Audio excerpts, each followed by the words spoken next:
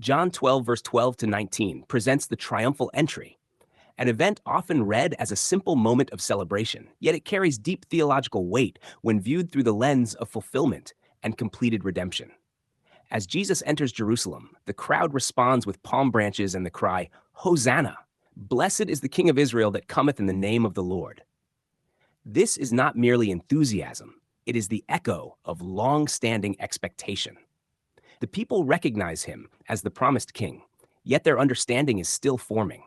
They anticipate a deliverer shaped by national hopes, while Jesus embodies a kingdom not bound by political structures but grounded in divine accomplishment.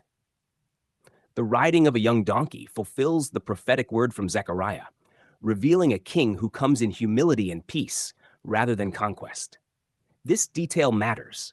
His kingship is not established through force, but through the unfolding of a divine plan already set in motion.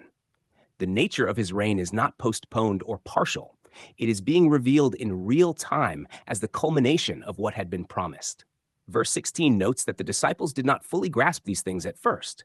Understanding came later, after Jesus was glorified. This highlights an important dynamic. Revelation often follows fulfillment. What was once obscure becomes clear in light of what has been accomplished. The significance of his entry into Jerusalem becomes fully visible only when seen through the completed work of his death, resurrection, and exaltation. The crowd includes those who had witnessed the raising of Lazarus, and their testimony fuels the growing momentum around Jesus. This miracle serves as a sign pointing to his authority over life and death, an authority that will soon be demonstrated in a far greater way. The gathering crowd is not sluchai. It is drawn by evidence that something definitive is happening. Meanwhile, the Pharisees express frustration. Behold, the world is gone after him. Though spoken in exasperation, their words carry unintended truth.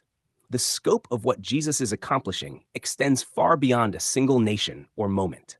What begins here is not a temporary surge of popularity, but the manifestation of a kingdom that reaches its intended fullness. This passage, then, is not just about a procession into a city. It is the unveiling of a king whose mission is already moving toward its completion.